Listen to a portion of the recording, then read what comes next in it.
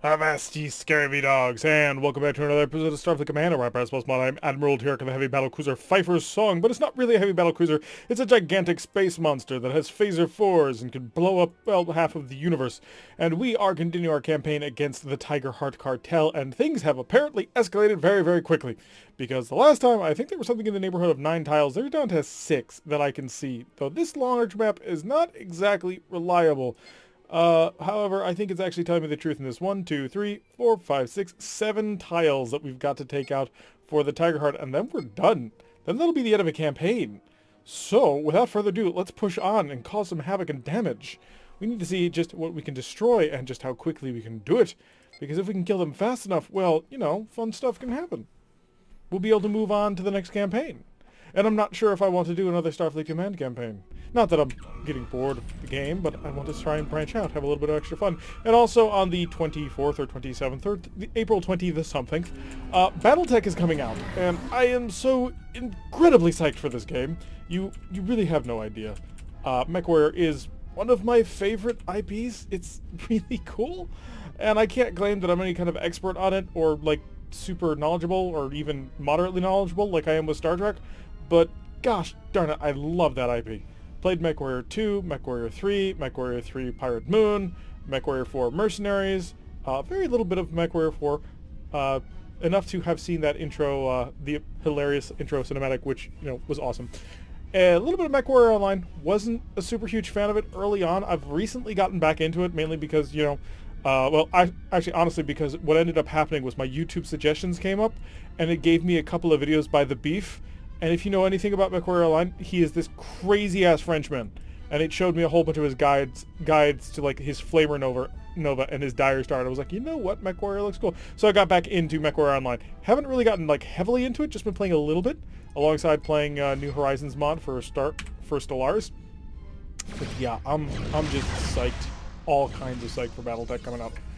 So, yeah, if we start a new campaign of Starfleet Command, well, that'll probably take us to the 24th and beyond, and I'd really like to start featuring that on my channel just as soon as it comes out. Sure, there are people who already have it, and, you know, props to them for being great creators who Paradox wants to support. Let's try not to kill him until the deep scan takes effect. But yeah, I definitely want to play it on this channel. I think it'll work out relatively well with the type of content that we do, where, you know, it's basically a big, normal strategic map, and then, you know, a 3D combat environment inside of that. Kind of fits sort of right in with the sort of thing we're doing on this channel. Anyway, so enough whinging on about things that have not yet come to pass and things that may never come to be. I'm thinking next for the channel, so continuing to whinge on actually about things that haven't yet come to be, I recently got in the mail my copy of Star Trek Away Team. And I'm thinking about playing that next. Because if I can get it to work, well, Star Trek Away Team was... I won't say it was a good game. What I remember playing of it, it was fun, but that was a long time ago, and yeah, it may not be as good as I remember it. I'm gonna have to dig into it, see if it's something I can actually feature on the channel. It may just be like horrific resolutions and unplayable in its entirety, but I'd like to try and put that up as well. So we're going to hit the red alert, we're going to increase speed, we're going to focus on the light cruiser, and we're going to continue to whinge on about future plans because I'm excited today. Things have been going great. And yeah, the channel has been growing relatively quickly, which is pretty surprising to me. Wasn't really expecting that. We're playing a niche game and we're almost up to 100% subscribers, which is pretty cool. And yeah, a new patch also recently came out for Starfleet Command Community Edition. The wonderful people over at Hot and Spicy have been taking feedback and realized, oh, looks like we forgot to move the name folder. Oh God, it's a mirror matchup. This will be interesting. And so, yeah, the guys over at Hot and Spicy, they have put up a really quick patch to help resolve the problem of fixing a couple of the ship names not translating over. So when I get around to it, which honestly is probably going to be after this campaign, I will be able to go and update my game again so that we should once again get fewer ships with question mark as their main name. So we're going to make sure we actually now focus on this battle because this is going to be interesting. It's a light cruiser, a HDW, so sort of a heavy war destroyer or a heavy raider, and a medium sun glider. So this will be interesting. We're bigger than him, I think. This is a medium sun glider, right? No, it's SGL, so it's just a large sun glider just like us. So Yeah, this ought to be interesting. I think I want to slow down a little bit. He is a DDX, so capital X at the end destroyer, so he does have some X-type technology on board. Hit him, see if we can't stun that off. Didn't work. Lost the forward shield in its entirety. But we did open him up for the PPD, and that's what counts. Stern firing weapons have laid into him. We're going to switch our ECM systems over to a defensive setup. We're going to go with the 4-2 instead, get that defense shift up to 2 to make it so they pretty much can't hit us. The DDX is limping along. He's down to a speed of 8, which is great for us. If we can kill him before his pseudo-frigates get involved, that'll be even better.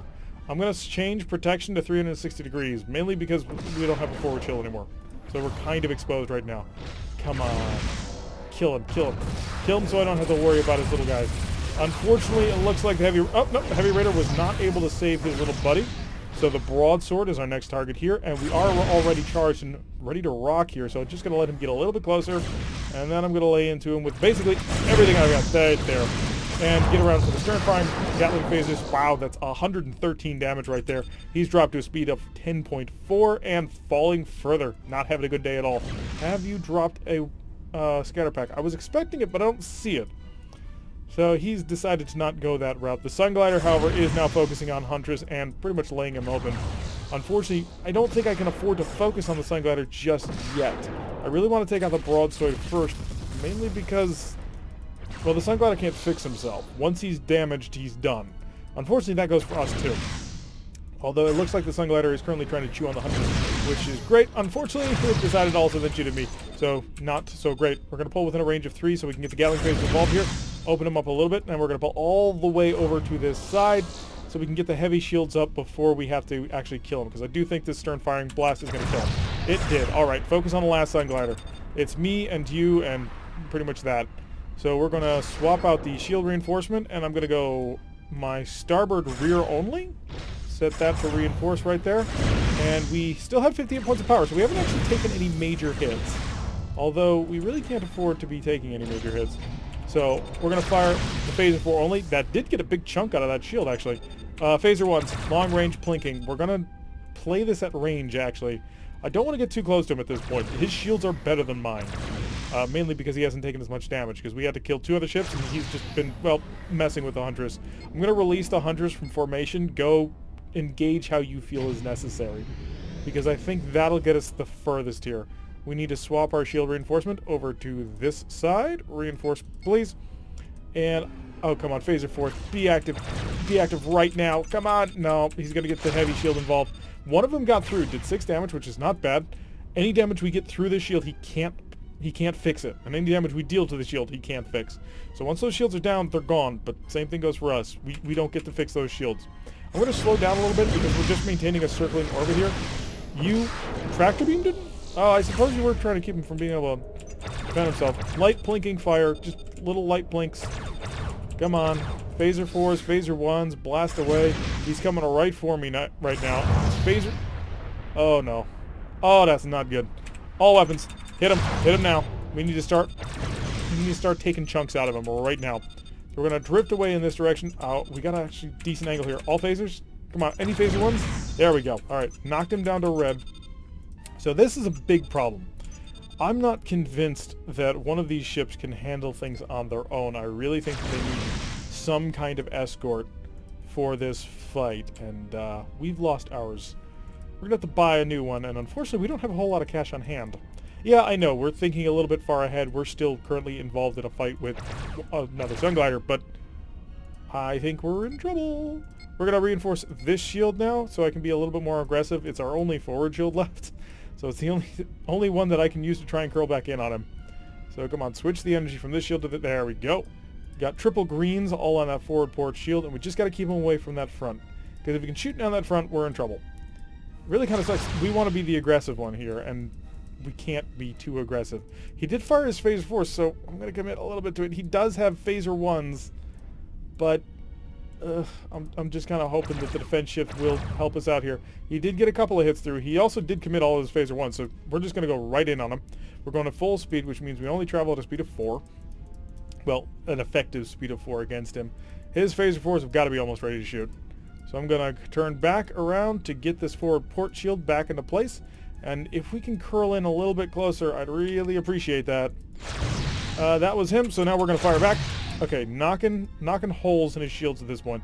I'm really kind of hoping that the phaser capacitor gets fully recharged by the time things are done here. It should be. I mean, the phaser 4 doesn't take that much power. I really don't think it takes all that much power. Forward port shield is still holding. I need to be in closer. So he did open fire again with those phaser 1s. So we've got a very brief opportunity to try and close the range here. Our phaser 4s are still halfway to being charged. Well, recycling it anyway. So we're going to pull in as close as we can get, and then we're going to have to turn away as soon as we kind of... Okay, that's what I was worried about, actually. So he managed to get the phaser 4s in. We'll only select our phaser 4s, and I do want to cut around to this shield.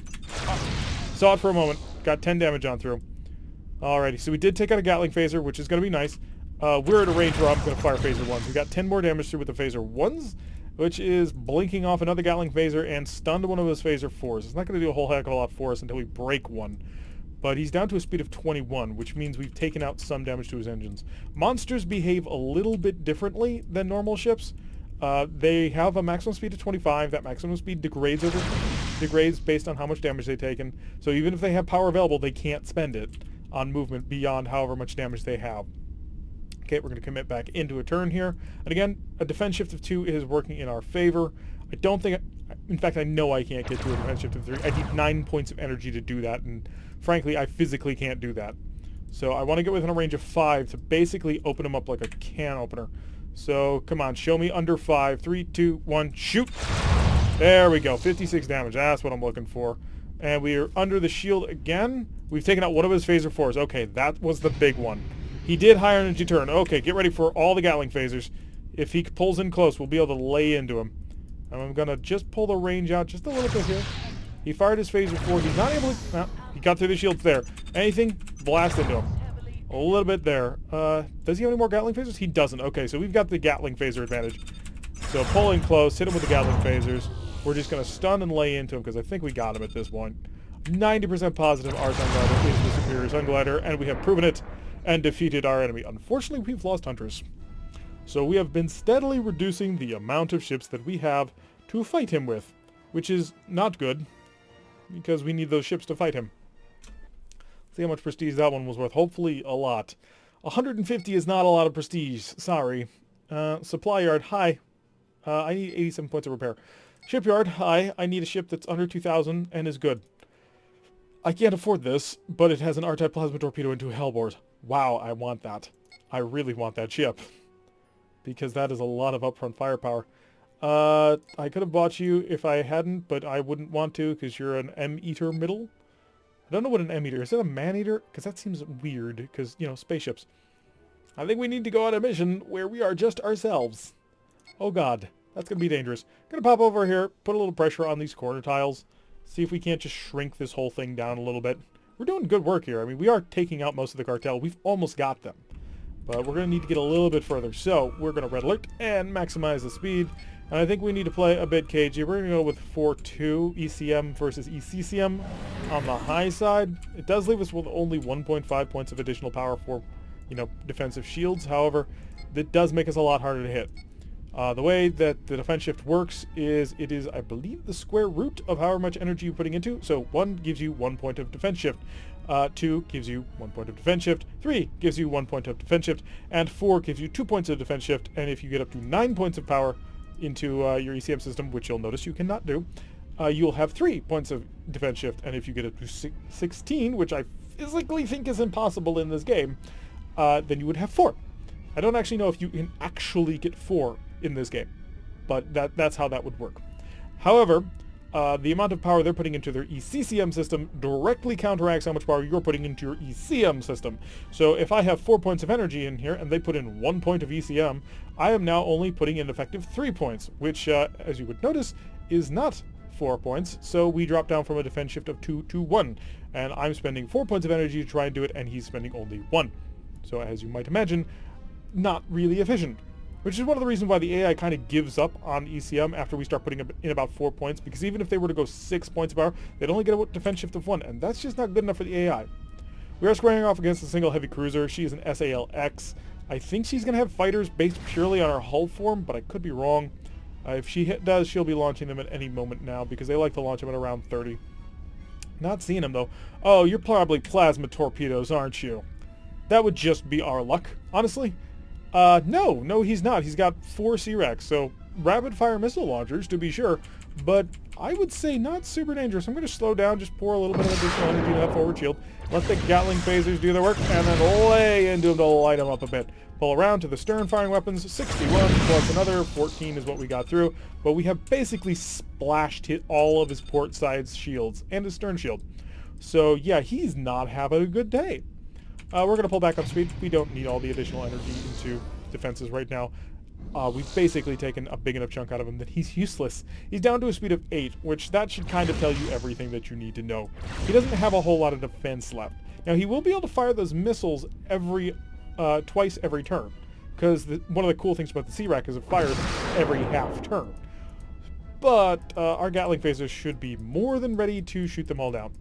So speaking of which, Gatling phasers, take them all down. We're within range of 5, just going to lay into them.